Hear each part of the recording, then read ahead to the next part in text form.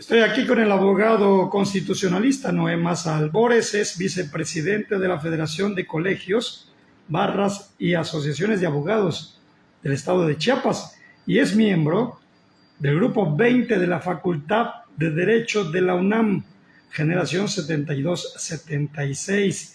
Y estamos aquí porque vamos a hablar del tema que ha dado noticias en los últimos días a nivel nacional. Se trata de la desaparición de fideicomisos para el Poder Judicial de la Federación. Noé Maza Albores, ¿cómo están ustedes viendo este tema como abogados constitucionalistas? Platícanos. Muy buenas tardes. En mi carácter de vicepresidente de la Federación de Colegios, Barras y Asociaciones de Abogados, y como miembro del Grupo 20 de la Facultad de Derecho de la Universidad Nacional Autónoma de México, generación 72-76, vemos este tema bastante preocupados. En primer lugar, porque somos respetuosos de la ley y a la vez tenemos que poner en una balanza equilibrio que debe ser sostenido justificadamente dentro del Estado de Derecho. Vemos que están marchando 42,000 trabajadores de los 53,000 que tiene la Suprema Corte de Justicia de la Nación, o sea, el Poder Judicial de la Federación. A este respecto, quiero señalar que la responsabilidad que tienen todos los servidores públicos del Poder Judicial de la Federación, de la Suprema Corte de Justicia, es una gran responsabilidad por el motivo de que es la instancia. Como Tuxtla Gutiérrez, estamos otra vez en conectividad. Adelante. Entonces, es una situación de los que hemos visto el funcionamiento del Poder Judicial Federal. Este reviste una gran responsabilidad al servicio del pueblo de México, porque es una instancia que nos permite hacer valer no solamente los derechos humanos, sino también los derechos constitucionales de todos los ciudadanos. En este sentido, yo quisiera establecer que los 15 fideicomisos o 14 fideicomisos, de los cuales 13 ya se inclinaron los diputados para dejarlos sin vigor o dejarlos sin efecto, yo considero que es una arbitrariedad que se está cometiendo. Por esta razón, tenemos primeramente que conocer cuáles son los derechos de los trabajadores, cuál es el presupuesto del Poder Judicial Federal, pero sobre todo, cuál es el motivo por el que se pretenda desaparecer estos fideicomisos. Yo quisiera puntualizar a este respecto que el artículo 123 en su fracción 123 constitucional, en su fracción cuarta, claramente establece que a ningún servidor público se le pueden disminuir sus percepciones. Al igual que la fracción 11 del artículo 123, apartado B, claramente refiere en sus 5 incisos, de la A a la F, en primer lugar, la seguridad social para los trabajadores, que esto debe respetarse porque es una fracción, un precepto constitucional. A este respecto señala claramente todos los derechos de seguridad social que tienen los trabajadores, como es la seguridad social en salud, la seguridad social en vivienda, la seguridad social en todos aspectos necesarios complementarios. Considero que esto debe ser respetado. Por otro lado, quisiera hacer alusión que efectivamente la Suprema Corte de Justicia debe modernizarse, pero debe modernizarse para seguir siendo mejor y tener mejores perspectivas, mejores condiciones económicas, fortalecerla, al igual que se debe fortalecer también el poder legislativo. Y yo propondría que los diputados, previo examen de las nociones siquiera constitucionales, también tengan esa aplicación para que se modernice el poder judicial, el poder legislativo, y a su vez el Poder Ejecutivo también debe modernizarse, ser más autónomo y evitar constitucionalmente que siga intrometiéndose en las cuestiones electorales y otros aspectos también que el Poder Ejecutivo está abarcando y no les corresponde.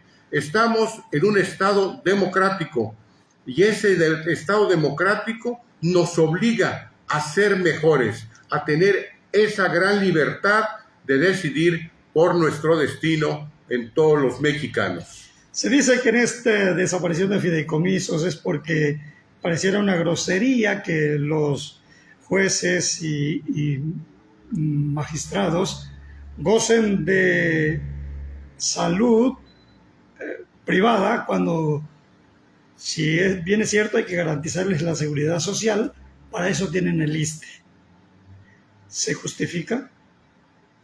Propiamente considero que por la seriedad que reviste la función jurisdiccional dentro del Poder Judicial Federal, ellos tienen esa libertad de atenderse en alguna institución privada. Y por una razón, no es menospreciar a la demás población, sino que el tiempo para los ministros, magistrados y jueces federales, el tiempo es oro.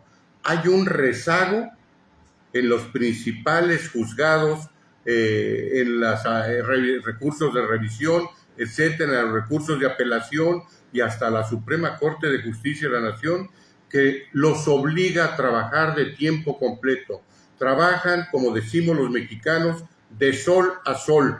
No pueden darse el lujo de hacer antesala hasta que un médico general los atienda y los canalice en 4 o 5 meses con un médico especialista. Señalo y puntualizo, no pueden darse ese lujo. La justicia federal todos los días está caminando y caminando con una gran responsabilidad y una gran seriedad de los servidores públicos del Poder Judicial de la Federación. Entonces, ese presupuesto destinado para salud, por ejemplo, ¿es justificable por el número de magistrados y jueces que puede haber en el país? Tenemos un cúmulo o una plantilla de magistrados federales que asciende de 300 a 400 magistrados en todo México, y jueces federales considero que han de ser aproximadamente unos 800 jueces de distrito. Yo creo que son cantidades muy particulares. Por otro lado, los fideicomisos están conformados por las aportaciones que han realizado los trabajadores, como en cualquier otra institución desconcentrada del gobierno federal, en las cuales se va conformando un fondo para el retiro. Y ahora, estamos hablando del Poder Judicial, del Poder Legislativo y del Poder Ejecutivo. Ninguno de los 3 poderes puede tener intromisión dentro de otro poder para tasarles los gastos que van a realizar. Y si bien es cierto que se han establecido diversos fideicomisos, es por los ahorros presupuestales que han tenido, porque puntualizo y señalo, hay recursos ya etiquetados tanto de cualquier Secretaría de Estado, como es papelería, gasolina, salarios, etcétera, que no se puede disponer de esos recursos para destinarlos a otros fines. Entonces, de esos mismos recursos se están satisfaciendo las necesidades de todos los trabajadores para que el día de mañana, cuando se retiren del Poder Judicial, se lleven unos recursos y puedan subsistir en un futuro hasta que la vida les permita. Se dice que los que se manifiestan ahora y se han manifestado estos días, pues son los trabajadores, son los empleados, no son a los que les podría afectar la desaparición de estos fideicomisos. Puntualizaba que son aproximadamente 53,000 trabajadores del Poder Judicial Federal, de los cuales tenemos conocimiento que 42,000 o 43,000 son empleados de base. Entonces, son los que verdaderamente están reclamando los recursos de los que los pretenden privar. Y no es posible que el gobierno federal les quite ese dinero para repartirlos en cuestiones que no van a beneficiar a nadie. Son recursos personales de cada trabajador y conforme a la ley está prohibido disponer de ellos. Y si no, si hay alguien que los acuse que son recursos destinados para los lujos de los ministros, que lo comprueben, que no engañen al pueblo de México. Por una razón, el que acusa, uno de los principios fundamentales, el que acusa está obligado a probar. Y quisiera hacer alusión también, en 1985 hubo un Congreso Nacional en Milán, Italia. En ese Congreso Nacional se estableció directamente para combatir a la delincuencia organizada. Y esos principios establecieron 20 principios que fueron sometidos a la Organización Nacional, valga la Organización de las Naciones Unidas, y se comprometieron en uno de los principios a darle la autonomía e independencia al Poder Judicial y a los jueces, magistrados y ministros que conforman ese Poder Judicial. México se comprometió a respetar al Poder Judicial. Sin embargo, no está cumpliendo. Ese compromiso fue un compromiso de esos 20 principios que fueron establecidos a nivel internacional. Y México tiene la obligación de respetarlos, así como se respetan en la actualidad los derechos humanos, de las cuales México es parte para respetar esos compromisos. Se dice que si un pueblo sin justicia es un pueblo que pierde libertades. De continuar este problema, ¿a qué riesgos está la población mexicana? ¿A qué riesgos está? Constitucionalmente sabemos, y como dice el maestro Edgar Peniche Bolio, que el día que desaparezcan las leyes, menos tiempo vamos a tener para destruirnos. Vemos con preocupación este panorama que se está presentando, porque estamos hablando del Poder Judicial de la Federación de toda la República. No podemos dejar al algarete la justicia federal. Tenemos los mexicanos que respaldar esa pretensión que están realizando los trabajadores.